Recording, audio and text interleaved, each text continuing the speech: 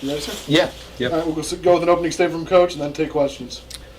Yeah, just really proud of our team to go on the road and play well enough to win. Really want to tip my hat to Coach Lee and his football team. They've played a lot of tough games, as far as turning the ball over, and they were able to manage that today and really made it a very difficult challenge for us. I was really proud of the way our team responded in the fourth quarter, specifically our offense and our quarterback. I thought he did a really nice job of just responding every time with touchdown drives to finally put the game away. Obviously, Luther Burden had another outstanding game. Credit to, come on in, bud. Credit to Coach Moore and Coach Peeler for finding matchups and creating opportunities for those guys. Obviously, I thought Theo Weiss and Mookie Cooper and Marquise Johnson obviously had really good games. And then hats off to Brady for setting the SEC record for most passes without an interception. That's a lot of hard work by him and taking care of the football and studying tape and fortunate bounces. But, again, really proud of the way our team found a way to win the game. And we'll take this victory home and try to improve next week. So with that, I'll open up for questions. Eli, I know it's obviously all about winning the week, but to go 5-0 and have this start like it does, what does that mean to this locker room right now?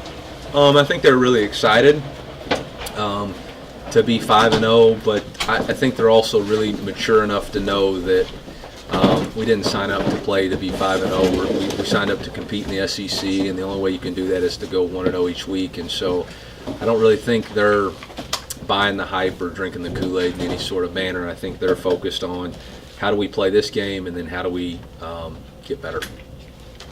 Hey, Coach, what was it like playing in an atmosphere where you're going to have a away game and you have third down sounding like you're at home? Yeah, you know what? I should have started with that. Our travel, Mizzou travel today was unbelievable. It was phenomenal. When they threw that, whatever that was late in the game, the boos from our fans was unbelievable, and cheering on third downs caused a false start there in the first half.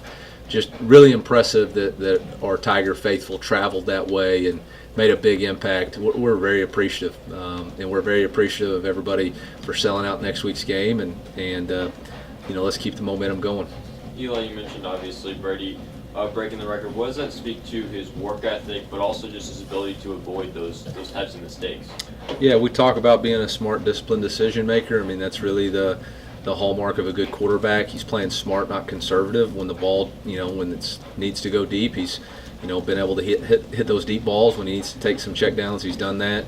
He just hasn't put the ball in jeopardy very much. It'll happen at some point, but so far so good. How much does the confidence continue to grow among him and his receivers? Can you get to a peak of confidence, or does it? No, I think your confidence comes from your preparation, and those guys have been preparing all summer, and then your preparation meets performance, and your performance is excelling. And I think we're throwing the vertical ball really well. I think Coach Moore's having a knack for calling the right plays at the right time and getting the matchups that we need, and our quarterbacks, doing a really good job of placing the ball in great spots.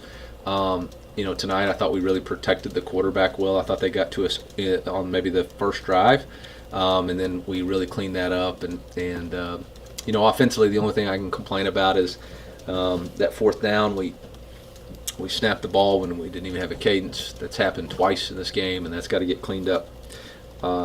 And then our yards per rush were not where we want them to be. But, that's good. That means we got things to work on. We're not a finished product yet. The offense had two 100-yard receivers tonight for the first time since 2018, Luther and Theo. Talk about what Theo was able to do tonight and just the depth of the receiver room. Yeah, Theo just gets open. He's a big body with good speed, body control, has a knack for making really difficult catches. The third down play was, we were in a cluster formation. They jumped off sides, and he runs a wide wide go ball, and Brady just has so much confidence he's going to put a catchable ball to him. He's got really elite body control. He made that one on the first drive of the game too on a third down, back shoulder ball. So he's an elite player, and we're fortunate to have him for sure. Coach, this week we talked about third downs and what this offense could be if get the third downs. You were 50% on third downs. How do you feel like you guys?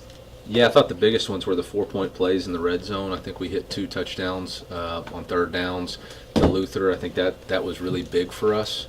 But obviously a much better job executing, and I think defensively they were 2 for 10, right? So improvement there on both sides of the ball. Obviously the red zone turnover that KAD forced was pretty good too. I don't know what the record is on number of games in a row with an interception, but 3's got to be pretty good. Eli, defense kind of stepped up there towards the end of the first half, especially. I think there were 4 straight drives, 25 total yards of offense for Vanderbilt. What did you kind of see after that touchdown drive that they had that the defense kind of stepped in and settled things down?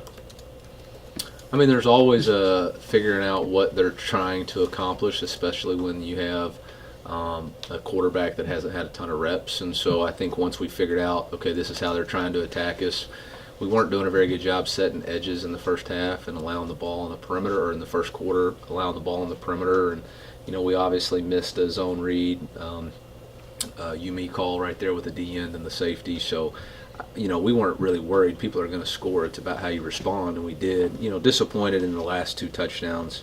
In a cover 3 defense, you can't allow somebody to run through the middle of the field. So, we got to get those things cleaned up, but it keeps us humble, and that ain't all a bad thing either. Eli, on a similar note, Vandy came into this game with a highly touted receiving core. Just kind of how would you evaluate how your secondary held up against them? Well, they're highly touted because they're really good. I mean, Shepard had the 1 catch on Ennis that I thought was really good, and then obviously they had the RPO at the end that was a really good throw and catch. So I mean, they're really good players. Obviously, I think we held them to 259 yards passing. So. Solid night. Obviously, two plays we wish we could get back there on the deep ball over the top and the RPO. You mentioned struggles in man coverage after last week's game. What did you see in that area today? We didn't play a lot of it, to be honest. We played a lot more combo coverage and a lot more invite the throw. Really, the 4th down, we had eyes in the backfield. We were covering our running back, and we thought the pressure was going to get to him. We took our eyes off our man. So still young players out there that have got to learn to play through the play and keep your eyes on your man. But again, we're going to continue to grow and get better, and today's performance was better than the previous performance, and that's all you can ask for right now. That's what you got to do as a team. Try to keep getting better each week. Eli Darius wasn't present at the game. Can you give an update on his status, and who'd you kind of see step up in his presence today? Absence, yeah. Yep. Yeah, D-Rob, the whole plan all week was to hold him out anyway. On Thursday, he felt really good, and did the walkthrough, and then on Fast Friday, went out there and just didn't feel like he could give us anything or enough to make the trip. So we felt like it's in the best interest of him to stay and get the treatment that he can, and hopefully he'll be back this week. That's what the questionable was. He was 50-50 on Thursday. I think obviously Joe Moore got more snaps. Johnny's been very consistent, but Austin Firestone got that sack on the 4th down, which was awesome for him and good for us too. Hello. What did you like about, I think Theo's got 10 targets in the first half. What did you like about the matchup that was there, and how important is he proven to this offense just in general? Yeah, I think one is his maturity. He's got a maturity level to him, the way he practices, the way he conducts himself, the way he holds that wide receiver room. I think he's a glue guy, but he's an elite player too. And we like Theo's matchup every game. I mean, he's going to be a tough cover. And obviously when you have Luther in the slot on the same side, that's problematic for everybody. You mentioned the snap, 9 penalties today, most of those on the O-line. What do you think is the cause of those, and what Yeah, I'll have to go back and watch the tape to try to pinpoint what we got to do, but obviously 9 penalties is too many, and if they're all on the offensive line, that's an issue. I know they're not all on the offensive line because we had an illegal man downfield that was it's called on the tight end, but it was on the wide receiver, and I guess probably 8 of them then were on because we had a late hit, then we had a defensive holding. And a pass interference. We had a pass interference, so maybe just 6. 6 too many though. 5 weeks ago, we were talking about who's the quarterback now. Brady just keeps kind of, Y'all were talking about it. I wasn't. you answer when people ask. But just the numbers keep building. I mean, do you feel like is he getting the recognition maybe now that he deserves? Or We don't worry about recognition. We're just trying to be 1-0. Nobody cares. Our locker room doesn't care. I mean, that's what STP is all about, man. Just go out, prove it on the field. And don't worry about it. If you get caught up in it, we talk about ignoring the noise. If you get caught up in it when it's negative, or you get caught up in it when it's good, that's a weakness either way. Like, it doesn't matter. It doesn't have anything to do with our performance and what we're trying to do. That's his job, to get the public recognition, to put the stories out there. That's our creative team's job, to tell the stories. Our players' job is to ignore all of that and keep trying to be 1-0 each week and focus on our team, because it's just about us anyway. It's really not about any of that. Eli, how impactful was Luke's punt there? I think it was second quarter, kind of pinned them at the 4, kind of helped you guys with field position the following drive. Just how impactful was that to today's game? It was great. That's the first time we've been able to really play some complimentary football, specifically with the special teams, and hats off to him. Hats off to Trevez Johnson on the tackle inside the 15 on Sharks, which was really good. So we're making some progress there, but really proud of Luke. Early in the second half, Theo had a block that allowed Burton to kind of get a huge gain. And you talked a lot about the wide receiver blocking early in the offseason. Are you happy where that's at this point in the season? Well, it depends what play you're talking about. We had some really good perimeter blocking today.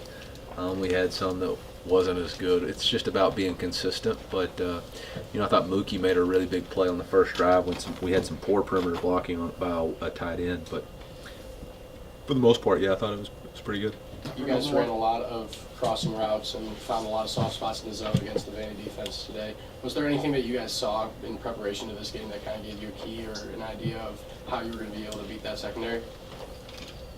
I think they do a really good job of mixing man and zone cover. So I thought Kirby and Jacob Peeler designed a really good plan to give the quarterback a pre-snap indicator on what we felt like we were facing. And the quarterback knew what his answers were in man and what his answers were in zone. And we were able to get to some of our base concepts that we've been practicing a lot throughout the year. And obviously the quarterback was really accurate. It seems like Brady's doing a really good job of being able to find those and know where those reads are. What's it like now that he has broken his single game passing record twice throughout the season already, just to be able to have a quarterback that is so decisive?